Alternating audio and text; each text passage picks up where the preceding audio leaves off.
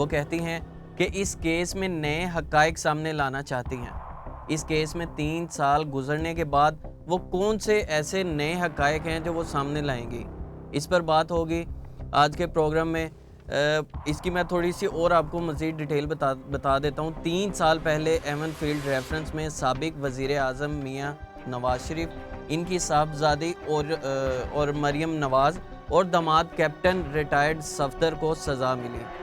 इस केस की सज़ा इस्लामाबाद हाई कोर्ट की जानिब से मुअत्तल कर दी गई थी। इस्लामाबाद हाई कोर्ट में इन सज़ाओं के खिलाफ अपील की समाअत जारी है। कल मरियम नवाज़ साहिबा ने अपनी पेशी के मौके पर मीडिया से गुफ्तगू की और कहा कि वो इस्लामाबाद हाई कोर्ट में एक नई दरख्वास्त दायर करना चाहती हैं, जिससे नए हक़ाइक़ सामने आएंगे और पता चल जाएगा कि ये केस क्यों बनाया गया और इसके पीछे कौन था। हुकूमत की जानिब से मरियम नवाज़ के इस बयान को केस में तख़ीरी हरबा करार दिया गया है। मरियम नवाज़ साहिबा ने कहा कि मैं इस केस के हवाले से अदालत में एक दरख्वास्त देना चाहती हूँ जो इस केस का सारा कच्चा चिट्ठा खोल कर रख देगी। क्या कहा उन्होंने, आइए आपको सुनवाते हैं। मैं एक बहुत दरख्वास्त एक देना चाहती हूँ इस बेंच के सामने, जो इस केस का पूरा कच्चा चिट्ठा खोल कर कौम के सामने रख देगा कि ये केस कैसे बनाया गया, मुझ पर इसके पीछे क्या था, क्या मुहर्रिकात थे, कौन था इसके पीछे और क्या करना चाहता था और कैसे वो कामयाब हुआ। तो मैं ये चीज़ कौम के सामने रखना चाहती हूँ, इस बेंच के सामने रखना चाहती हूँ। जी नाज़रीन, मरियम नवाज़ साहिबा ने जो आपसे कहा आप लोगों ने भी सुन लिया। अदालत में कार्रवाई के दौरान मरियम नवाज़ ने अदालत को बताया कि इनके वकील अमजद परवेज़ कोरोना की वजह से बीमार हैं। 2 दिन पहले उन्होंने केस में मज़ीद वकालत से मुआज़रत कर ली।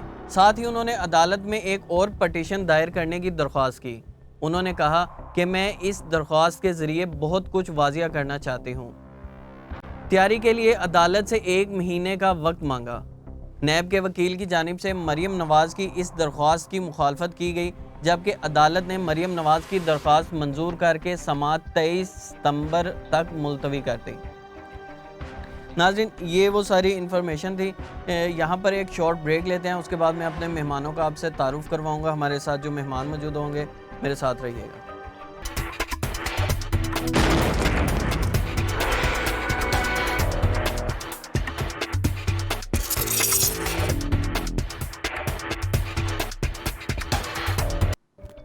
वेलकम बैक नाज़रीन, मेहमानों का आपसे तारुफ करवाता जाऊँ।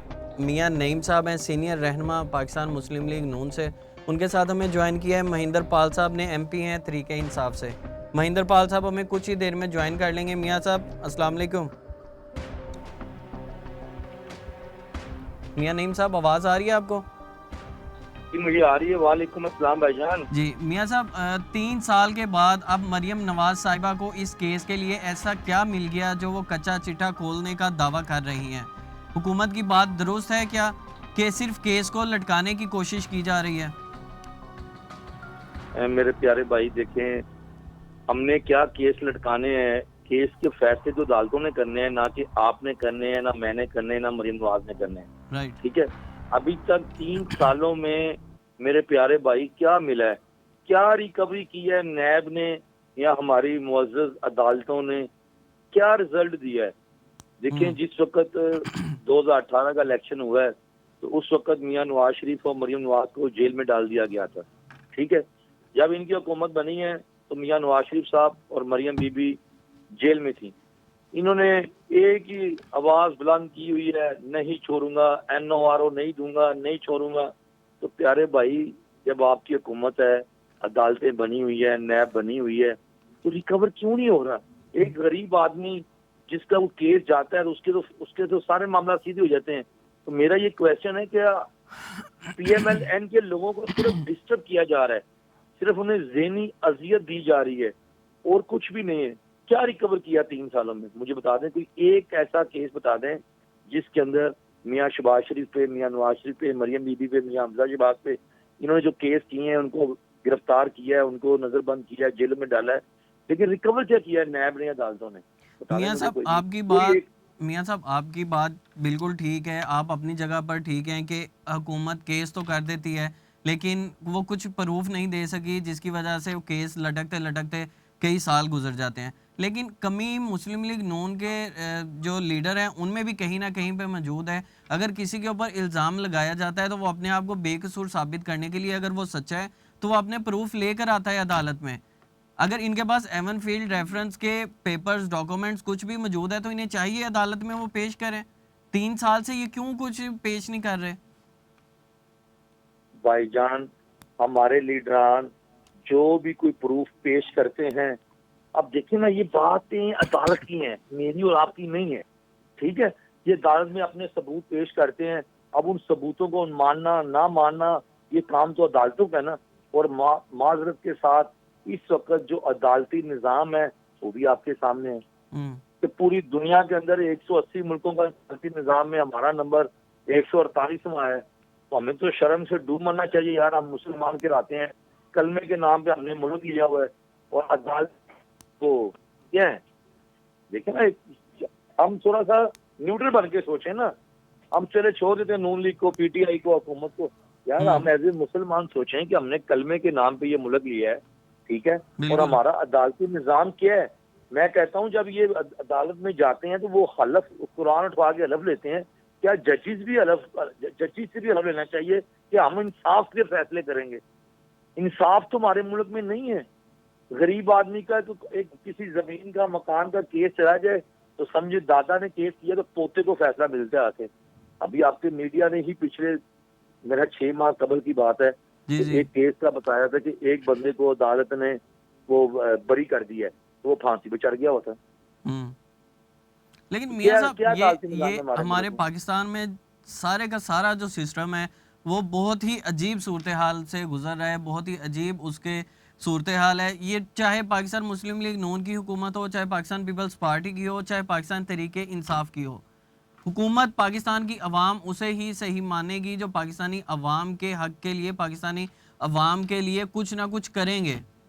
बिल्कुल बिल्कुल बिल्कुल, अच्छी बात की आपने। Agree, I am agreed with you. लेकिन अब आप इस चीज़ को देख लें कि अब क्या ऐसी मरियम नवाज साहिबा के पास, आप समझते हैं कि उनके पास कोई प्रूफ ऐसा आया होगा जिसकी बेस पर उन्होंने ये बात की है? जी बिल्कुल, देखिए मरियम नवाज पाकिस्तान मुस्लिम लीग की वाइस प्रेसिडेंट हैं और वो उनके पास कोई सबूत है, वो अदालत में गई है ना। बिला वजह अदालत का टाइम तो नहीं जाया करेंगी वो। लेकिन प्रूफ सामने आना भी तो चाहिए ना मियां साहब। आपको याद होगा ज़िमनी इलेक्शन में डस्का में जब हुए थे, तब मरियम नवाज साहिबा ने प्रेस कॉन्फ्रेंस करते हुए ये कहा था कि मेरे पास सबूत मौजूद हैं प्रिजाइडिंग ऑफिसर को अगवा करने के, लेकिन वो आज तक हमारे सामने तो आ नहीं सके। देखिए सम टाइम ऐसा होता है कि हमें ये होता है कि यार इलेक्शन हम जीत गए हैं ना, अब इसको दफा करो, काम को आगे चले, आगे की तरफ चले। देखिए ना, वो इन्होंने पहले इलेक्शन के साथ क्या हुआ। अब देखिए मैं भर बात करूंगा ना, थोड़ा सा हम ट्रैक से हट जाएंगे। अब देखिए लाहौर के अंदर कोविड-19 के हिसाब से आपने वो लगाया हुआ है इसको स्मार्ट लॉकडाउन, ठीक है।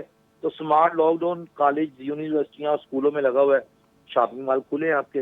इलेक्शन कैंपेन आपकी कंटोनमेंट बोर्ड में हो रही है तमाम जमातों की, तो वहां पे क्यों ना नहीं जाता। तो सिर्फ मस्जिदों में, मदरसों में और दरगाहों पे और ये जो मजहबी जमात, इनमें सिर्फ आता है, या स्कूलों में, कॉलेज और यूनिवर्सिटीज में आता है। मेरी बात सुने, आप किसी भी समझदार बंदे से पूछ लें, जिस मुल्क को तबाह करना हो ना, उसका तलीमी निज़ाम तबाह कर दे। हमारे मुल्क में हर चीज खुली, लेकिन तलीमी इदारे सही तरह नहीं खुले आज तक तलीमी इदारे नहीं खुले। यार पूरी दुनिया ने SOPs पे अमल किया है, हम लोग बाकी मामलात में SOPs पे अमल करा सकते हैं, तो क्या हम तलीमी इदारों में SOPs नहीं बना सकते? यार हमारी एजुकेशन बेस्ट हो। जब एजुकेशन ठीक होगी तो हमारे मुल्क की बुनियादें ठीक होगी, तो मुल्क ठीक होगा ना आगे चल के। तो हमने तो बेड़ा गर्क कर दिया है, एक तलीम का भी कर दिया और एक आम आदमी का भी कर दिया। लाखों रुपए की फीसें स्कूल ले रहे हैं, हुकूमत ने कोई किया है, कोई दिया है रिलीफ अवाम को? स्कूल वालों की बिजली के बिल नहीं आ रहे, वो प्रॉपर तनख्वाहें नहीं दे रहे टीचरों को, फीसें पूरी ले रहे हैं। यार ये कहाँ का इंसाफ है?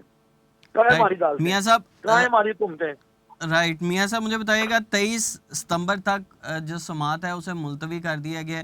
आपका तज्जिया, आपका एनालिस्ट क्या कहता है कि मुझे बताएं, अगर ये हुकूमत जब तक मौजूद है तब तक ये केस ऐसे ही पेंडिंग चलता रहेगा या इसका कोई फैसला भी आएगा? देखिए जी, ये मैं तो कुछ भी नहीं, कबल उस वक्त कुछ भी नहीं कह सकता। ये डिपेंड करता है जजेस हजरात पे, अदालतों पे। जो अदालतों के मौजूद जजेस हजरात हैं, ये उन पे डिपेंड करता है। वो फैसला करने पे आए तो 23 तारीख को फैसला कर दें, वो ना करने पे आए तो पूरा साल लटका दें उसको। उसमें मैं और आप कुछ भी नहीं कर सकते। ये तो मौजूद अदालतों में काम है ना, मौजूद जजेस हजरात के फैसले हैं। जब चाहे जो चाहे वो करे, या जो फैसले उनको दिए जाते। अब आपको सारा ही पता है, मुझे भी पता है फैसले कहाँ से आते हैं और राइट जजेस मियां क्या साहब, सुनाते हैं। यहाँ पर एक शॉर्ट ब्रेक शामिल करते हैं, उसके बाद दोबारा वापस आएंगे और गुफ्तगू का आगाज़ दोबारा से शुरू करेंगे। नाज़रीन मेरे साथ रहिएगा, एक लेते हैं शॉर्ट ब्रेक।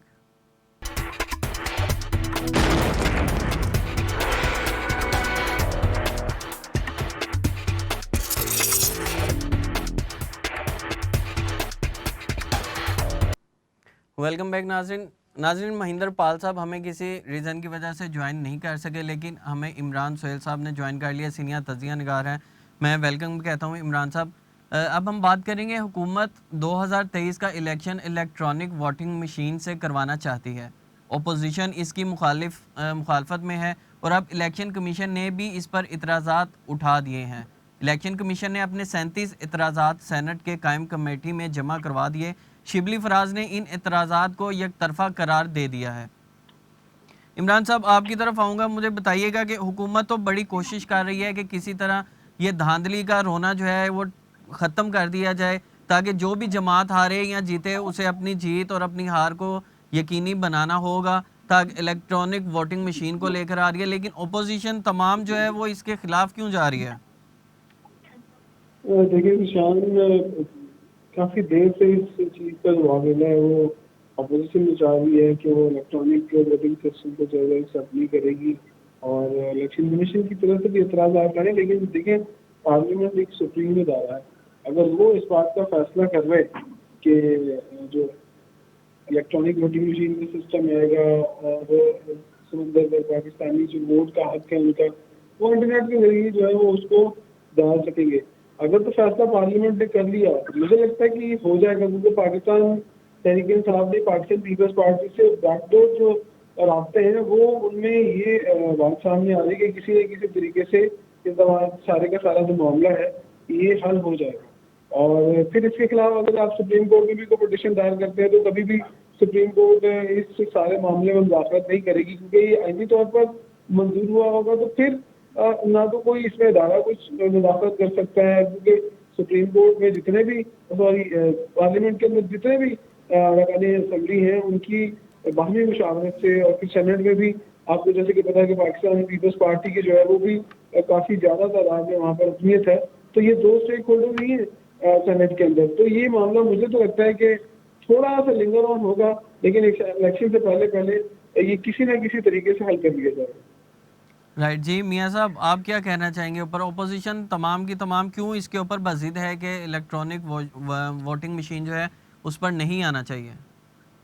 सर देखिए, मैं आपको छोटी सी मिसाल देता हूँ कि अभी लॉकडाउन के दौरान हमारे बच्चों को ऑनलाइन क्लासेस के लिए कहा गया, ठीक है, जो कि निज़ाम बुरी तरह फ्लॉप हुआ है। क्यों? कि हमारे मुल्क में लोड शेडिंग का मसला है। किसी भी वक्त कहाँ लोड शेडिंग हो जानी है किसी को नहीं पता। जब लोड शेडिंग होती है तो आपको इंटरनेट में नहीं होता। इमरान साहब बात जरा पूरी होने दें।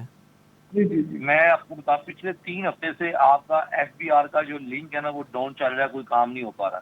मैं परसों नादरा के ऑफिस गया हूँ अपना लाइसेंस लेने के लिए, 4 घंटे में लाइन में बैठा रहा वहाँ पे, तो वो नहीं चला, लिंक नहीं चला। अब मैं दोबारा आज लेके आया। हमारे मुल्क में अभी इलेक्ट्रॉनिक निज़ाम या ये जो आपका ये ऑनलाइन निज़ाम है ना इतना फाल नहीं है। अभी हम बहुत पीछे हैं, इसकी तरफ वक्त चाहिए, लोगों को अवेयरनेस चाहिए। अब बड़े शहरों में तो फिर भी आपका चल सकता है, कोई अर्ज नहीं है।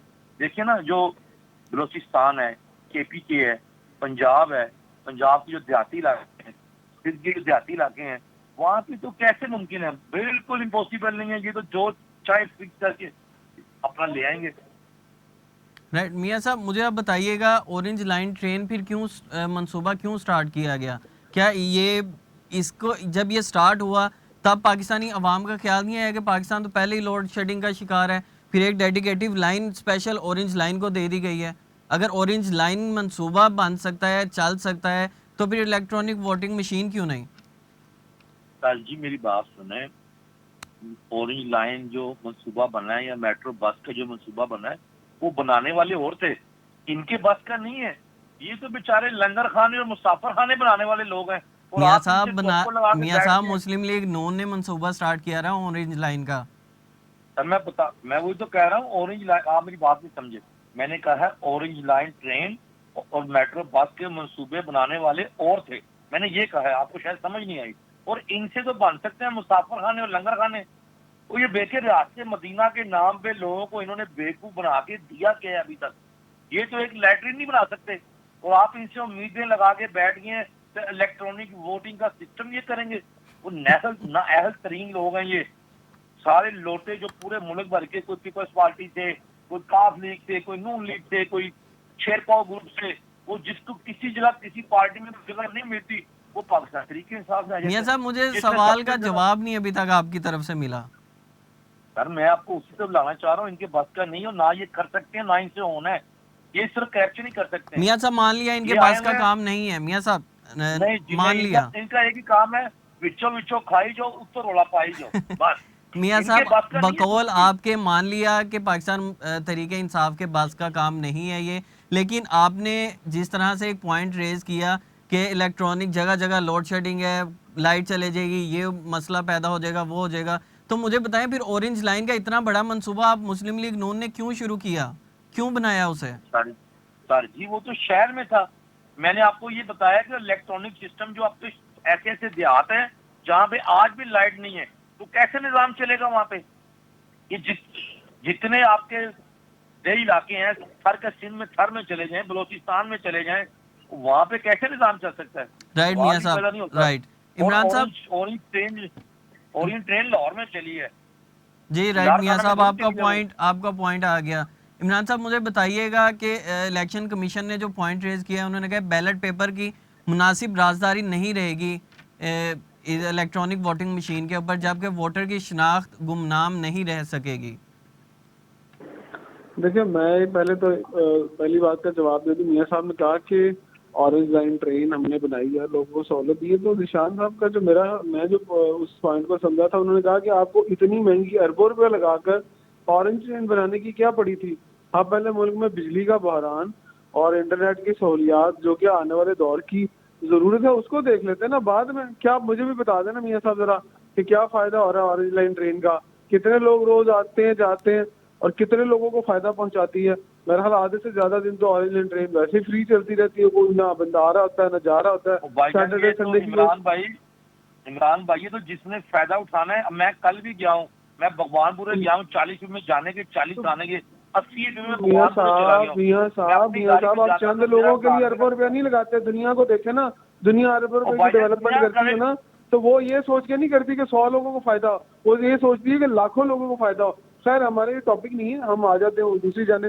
निशान साहब अगर वो सवाल रिपीट कर दे तो। जी, मेरा सवाल आपसे ये था कि इलेक्शन कमीशन ने जो इतराज़ उठाया है, एक पॉइंट रेज किया है, उन्होंने कहा है कि इलेक्ट्रिक मशीन के अंदर राजदारी नहीं रह सकेगी वोटर की।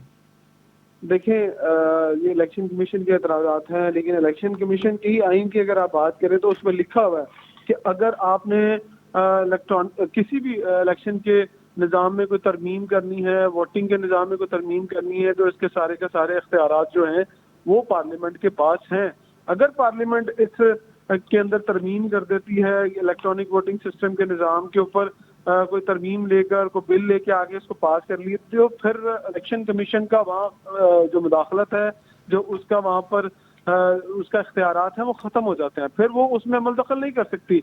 इवन के बहुत सारे ऐसे केसेस हैं, सुप्रीम कोर्ट ने भी कहा है कि पार्लियामेंट और सेनेट से जो चीज़ें मंजूर होकर आ जाती हैं, अगर आप उनके खिलाफ भी जाएंगे लिटिगेशन में तो वो जल्दी बात नहीं सुनते हैं। ना ये ना हो कि कहीं अवाम के हकूक को तलब करने की बात हो।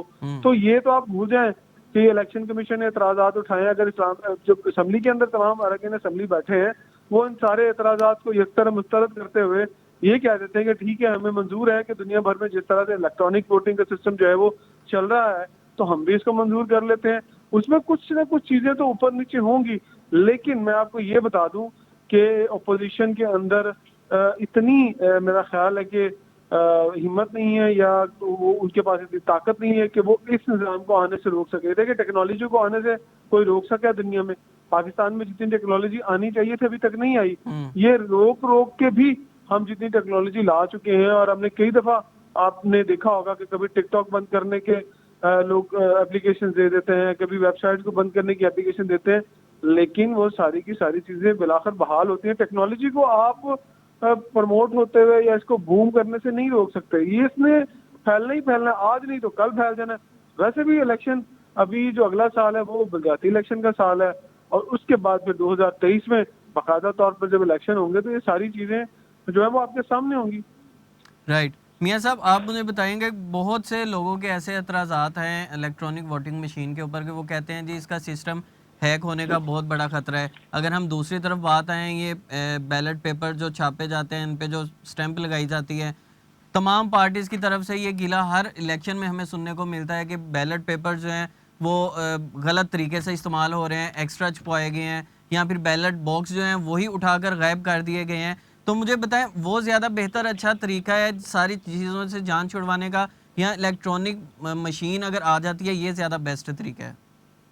देखिए प्यारे भाई, आप ये देखें कि पहले आप इस पे जवाब दे दें, जो लोगों के ज़्यादातर ये है कि ये सिस्टम हैक होने का बहुत बड़ा खतरा है।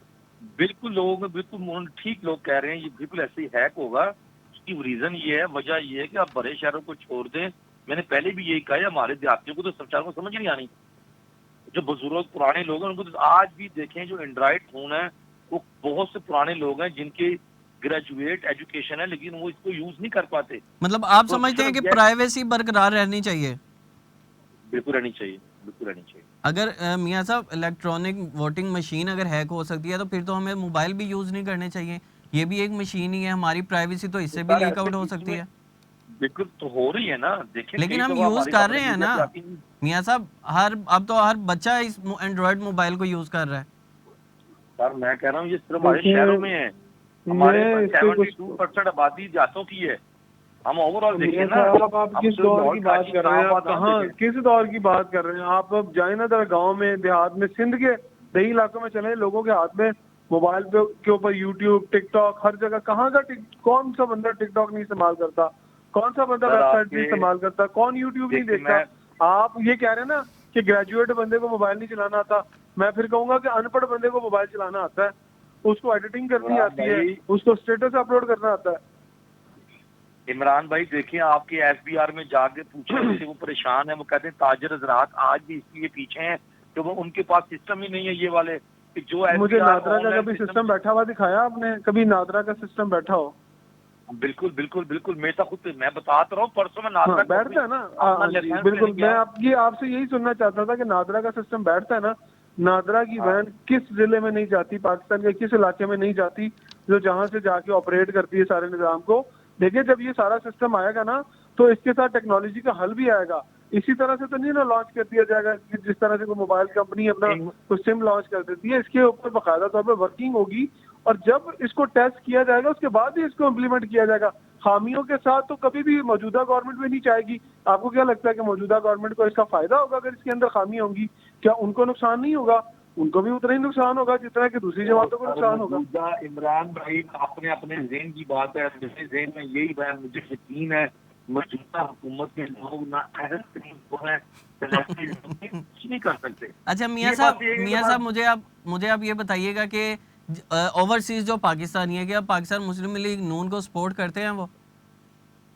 सर पहले तो मैं बताता हूँ आपको, जब 2018 इलेक्शन हुए ना, सबसे ज्यादा ख्वाहिश उन्हीं की थी, तब्दीली, नया पाकिस्तान, इमरान खान, और अब इस पर सबसे ज्यादा अल्हम्दुलिल्लाह डिस्टर्ब हुए हैं। नहीं, मेरा सवाल मियाँ साहब ये था कि ओवरसीज पाकिस्तान मुस्लिम लीग नून की जमात को सपोर्ट करती है? जी अल्हम्दुलिल्लाह, इससे बहुत अभी तो जो इनके बहुत ज्यादा तब्दीली का जो कीड़ा था ना, वो भी पाकिस्तान मुस्लिम लीग नून को सपोर्ट कर रहे हैं। तो फिर आपको तो अगर देखिए मियाँ साहब, अगर ओवरसीज इतना सपोर्ट कर रहे हैं मुस्लिम लीग नून को, तो फिर आपको तो आसानी से इलेक्ट्रॉनिक मशीन पे एग्री हो जाना चाहिए, क्योंकि अगर आप उस पे एग्री होंगे तो ओवरसीज पाकिस्तानी जो है वो आपको वोट कास्ट कर सकेंगे। हमारा ज्यादा इतराज इलेक्ट्रिक मशीन का नहीं है, हमारा असल इतराज ये है कि जो बंदे लाने वाले हैं ना, ये ठीक नहीं है। आप बात को फॉलो करें मेरी। राइट इनसे कुछ मियां नहीं साहब, चल अगर रहा। ये पीपल्स पार्टी, इनके- मियां साहब अगर ये इनके- पीपल्स पार्टी, एक मिनट इमरान भाई, बड़े पॉइंट की बात आ रहा हूँ इमरान भाई, एक जी मिनट। जी जी ये जी। हमारे वो प्राइम मिनिस्टर हैं जिनके पास 250 माहिर माशियात थे, वो 250 कहाँ चला गया? वो असद उमर का कैलकुलेटर कहाँ चला गया जो 60 लीटर पेट्रोल देना था वाम को? वो प्राइम मिनिस्टर कहाँ चला गया जो कहता था कि पेट्रोल महंगा हो, डॉलर महंगा हो तो समझो आपका वजीर आजम चोर है। तो यार ये भी तो गौर करो इन बातों की। मेरी बातें नहीं है, खोलो मियां साहब मीडिया ये के पुराने रिकॉर्डिंग। मियां साहब ये सियासी नारे सबने लगाए हैं क्या? नहीं नहीं नहीं नहीं नहीं क्या नहीं, पीपल्स पार्टी ये के लोगों नारे ने नहीं लगाए? थे, नारे नहीं मियां थे। साहब, क्या क्या हो शहबाज गया? शरीफ ने नहीं कहा था कि जरदारी को मैं चौक में लटकाऊंगा, भाटी चौक में सारी दौलत वापस लेके आऊंगा? कहाँ है वो दौलत? कहाँ है शहबाज? कहाँ है जरदारी? अच्छा, उल्टा लटका गई। वो एक जलसे में सियासी उन्होंने नारा कह दिया ना, था ना, सियासी नारों उन्होंने से भाषण दिया है। राइट मियां साहब, इन्होंने बात तो दूसरी पूरी- साइड पे निकल जाएगी। मियां साहब दोबारा दोबारा हम अपने टॉपिक पे आ जाते हैं। इमरान, जिस तरह आपने कहा कि असेंबली में बिल पास हो जाएगा तो आईनी और कानूनी तौर पर जो इलेक्शन कमीशन है उसे इस पर अमल करना होगा, वो आपकी बात बिल्कुल ठीक है। लेकिन मुझे इलेक्शन कमीशन के जो इतराज़ात हैं उन पर मुझे कुछ समझ नहीं आ रही। जिस तरह एक पॉइंट उन्होंने रेज़ किया, वो कहते हैं इलेक्ट्रॉनिक वोटिंग मशीन अगर आ गई तो ख़वातीन के जो वोट हैं वो सल्ब कर लिए जाएंगे। मतलब इसकी कोई लॉजिक समझ नहीं आई। देखिए, ये इलेक्शन कमीशन ने क्यों कहा, ये तो इलेक्शन कमीशन खुद इस चीज का जवाब दे सकता है। आपकी अगर मर्दमशुमारी 2022 की जो हल्का बंदियां होंगी उससे पहले अगर आपने अदाद-ओ-शुमार सही तरह से इकट्ठे कर लिए और सारे के सारे इलेक्शन कमीशन के पास आ गए और इलेक्शन कमीशन ने उन वोटिंग लिस्टों को जारी कर दिया, तो फिर तो इलेक्शन कमीशन की वोटिंग लिस्टों के ऊपर ही इलेक्शन होने, उनका ही डाटा एंटर होना ना, कहीं बाहर से तो नहीं आने ना। अब देखिए, अभी मियां साहब ये बात कर रहे थे कि अभी आपने बड़ा अच्छा सवाल किया कि अगर ओवरसीज पाकिस्तानी ज्यादा सपोर्ट कर रहे हैं मुस्लिम लीग नून को, तो फिर इनको मेरा नहीं ख्याल के एतराज होना चाहिए, बल्कि इनको तो खुश होना चाहिए कि जो वोट इन्हें कम पड़े हैं वो ओवरसीज पाकिस्तानियों के अगर वोट आ जाते हैं तो इनको ज्यादा फायदा होगा। अगर इनकी ये खामख्याली है कि शायद हम वो वोट रोक के और यहाँ से वोट ज्यादा लेके जीत जाएंगे, तो मेरा ख्याल गैलप का सर्वे जो कल का आया है, कल की बात कर रहा हूँ, 2-4 महीने पहले की नहीं बात कर रहा, Right. कल की बात कर रहा हूँ, उसमें गैलप, क्योंकि ये शहबाज शरीफ साहब गैलप सर्वे की बड़ी बात करते थे कि गैलप सर्वे की रिपोर्ट ये आगे उनके दादोशुमार देते थे, तो गैलप सर्वे की जो रिपोर्ट है उसके मुताबिक जो मौजूदा हुकूमत इमरान खान की है, उन्होंने 3 साल कारकर्दगी का जायजा लिया है। सर्वे रिपोर्ट में उन्होंने कहा है कि अब जो ग्राफ है वो इमरान खान का मुस्लिम लीग नून से 3%, यानी कि 47% और 44% का इनका फर्क आ रहा है, यानी कि 3 पॉइंट का फर्क है। अब ये कह सकते हैं कि बराबरी की सतह पर 3 सालों के अंदर ये सारी चीजें आ गई हैं। लोगों से पूछा गया कि हालात पहले खराब थे या अब खराब हैं या अब बेहतर है, तो ज्यादातर लोगों ने जो बराबरी का, आधे लोगों ने ये कहा है कि हाँ हालात ठीक है और आधे लोगों ने कहा खराब है। अगर हम शुरू की बात कर लें तो शुरू के दिनों में तो लोग आते ही ये कहते थे कि मुस्लिम लीग नून ने जो काम किए हैं वो पीटीआई ने किए नहीं, ना उस तरह की पॉलिसी लेकर आई है। तो या तो फिर गैलप सर्वे की रिपोर्ट को शहबाज शरीफ साहब उसके खिलाफ प्रेस कॉन्फ्रेंस कर दें, या उनके जो हकायक हैं उसके खिलाफ इनकी पुरानुमा प्रेस कॉन्फ्रेंस कर दे, तो पता चल जाएगा, दूध का दूध और पानी का पानी हो जाएगा। या तो आप उन बातों को माने या फिर 2 साल इंतजार करें। या मुझे लगता है, मुझे कहीं ना कहीं ऐसा पता नहीं क्यों लगता है निशान के शायद कहीं से कोई कुंडी खड़की है और आप देख रहे हैं कि एकदम से पाकिस्तान पीपल्स पार्टी भी एक्टिव हो गई है, उन्होंने भी एक इलेक्शन का माहौल सा बना दिया है। इधर से पीडीएम और उनके जो इत्तेहादी हैं उन्होंने भी कुछ इस तरह से माहौल जो है क्रिएट करना शुरू कर दिया। लेकिन एक बड़ी अहम बात है मियां साहब, मुझे ये समझ क्यों नहीं आ रही कि अभी तक ये फैसला क्यों नहीं हो पा रहा कि मरियम नवाज ने लीड करना है या लीड करना है शहबाज शरीफ ने। ये आज तक ना लोगों को इस बारे में ना इबाम ही है। मियां साहब, ये कुछ आप ही थोड़ा सा क्लियर कर दें। जी प्यारे भाई, इमरान साहब का सवाल है आपसे कि अभी तक लोगों को यही पता नहीं चल पा रहा कि मुस्लिम लीग नून को लीड किसने करना है, मरियम नवाज साहिबा ने लीड करना है या शहबाज शरीफ साहब ने लीड करना है। वोटिंग मशीन को छोड़े, पहले ये बताएं लीड किसने करना है। सर मियां वज़ीर शहबाज आज़म शरीफ कौन साहब होगा? हैं। सर देखिए मेरी बात सुने, पाकिस्तान मुस्लिम लीग नून के जो सदर हैं वो मियां शहबाज शरीफ साहब हैं और मोहतरमा मरियम नवाज साहिबा जो हैं वो नायब सदर हैं। ये दोनों एक पेज पे हैं, सारा फैमिली एक पेज पे है। ये लोगों की ख्वाहिश है, लोगों के बहाम है और वो मेरे ख्याल में अभी तक लोगों को दूर हो जाना चाहिए। अच्छा मियां साहब ये बताएं कि वज़ीर आज़म, आप अगर इलेक्शन जीत चाहते हो तो वज़ीर आज़म कौन होगा? सर ये आपकी ख्वाहिश क्या? देखिए मैं नहीं, आपकी ख्वाहिश क्या? एज ए वर्कर क्या ख्वाहिश है? सर मेरी तो ये ख्वाहिश है कि जो हमारे लीडर फैसला करेंगे वो हमें कबूल है, बस मेरी तो ख्वाहिश है। मियां साहब ये ख्वाहिश तो हमारे ना यहाँ हुई। मरियम नवाज भी आएगी हमारी सार आंखों पे, मियां शबाशी साहब आएंगे हमारी सार आंखों पे, हमारे तो दोनों लीडर हैं, हमें तो कबूल है। मियां नवाज दोनों शरीफ कबूल साहब का है। नाम क्यों नहीं ले रहे आप? सर मैं तो कहता हूँ आना ही उनको चाहिए। अगर मेरी दिल की राइट, ख्वाहिश प्रो- है, मैंने तो यही सवाल मियां किया है। साहब प्रोग्राम का वक्त खत्म हो रहा है। इमरान, मैं आखिरी आपसे सवाल पूछना चाहूँगा, बड़ा इंपॉर्टेंट है। इलेक्शन कमीशन ने कहा कि अदालती हुक्म से बैलेट में तब्दीली हो जाती है। इस वक्त मुश्किल पेश आएगी जबकि ईवीएम से नतायज में ताखीर हो सकती है। ऑब्वियसली ताखीर होगी, दुनिया भर में होती है। अगर आप अमेरिका का इलेक्शन उठा के देख लें, अगर वो इलेक्ट्रॉनिक वोटिंग सिस्टम पर होता है तो उसमें भी 2 दिन लग जाते हैं, 3 दिन भी लग जाते हैं कुछ रियासतों से रिजल्ट आते आते। तो ये तो आप देखें, या तो फिर आप खबर फैला देंगे कि सारा सिस्टम बैठ गया है, या फिर इस बात का इंतजार करें कि जो रिजल्ट है वो आहिस्ता आहिस्ता आएंगे। और इस चीज का अगर इतराज है तो वही सारी चीजें बैठ कर डिस्कस करने वाली हैं। आप मुझे तो इन लोगों की ये समझ नहीं आ रही कि पर्ची का रिकॉर्ड नहीं होगा, पर्ची का भी रिकॉर्ड होगा कि कितने लोगों ने वोट डाले हैं और कितने लोगों ने अपने थंब इम्प्रेशन के साथ अपनी पार्टी को वोट दिया है। ये तो कहीं लिखा ही नहीं है और ना ही मौजूदा हुकूमत ने भी नहीं कहा कि पर्ची का इस्तेमाल नहीं होगा। पर्ची का इस्तेमाल होगा, वहां पर पर्ची पे जो भी वोट डालने आएगा उसका रिकॉर्ड बाकायदा तौर पर होगा। सिर्फ जो वोट डालना और उसके अपने अंगूठे का निशान थंब देकर इम्प्रेशन, उसके बाद अपनी मर्जी का जो उनका इमरान साहब, कैंडिडेट होगा उसको वोट डालना, वो बड़ा इंपॉर्टेंट है कि वो किस तरह से स्ट्रेटजी सामने आती है। अभी स्ट्रेटजी भी हुकूमत ने तो ऐलान कर दिया है कि किस तरीके से वोट डाला जाएगा, लेकिन ये जो बातें मियां साहब ने की हैं ये भी काफी हद तक ठीक है। इमरान साहब, इंटरनेट की प्रोग्राम का सर्विस क्या वक्त खत्म होगी, हो गया है। मैं कहाँ पर इजाजत जाकर चाहूंगा आपसे। मैं शुक्रिया अदा करता हूँ इमरान साहब आपका और मियां नईम साहब आपका। नाज़रीन, अब देखना ये होगा कि पाकिस्तान तहरीके इंसाफ ईवीएम को लाना चाह रही है ताकि पाकिस्तान में आने वाले इलेक्शन जो हैं उसमें धांधली का रोना ना रोया जाए, लेकिन ओपोजिशन टोटल इसके खिलाफ है। अब देखना ये होगा क्या धांधली रुकती है या ओपोजिशन जीती है। नाज़रीन, प्रोग्राम आपने देखा, अगले प्रोग्राम में दोबारा आपसे मुलाकात होगी, तब तक के लिए इजाज़त दीजिए। अल्लाह हाफिज़।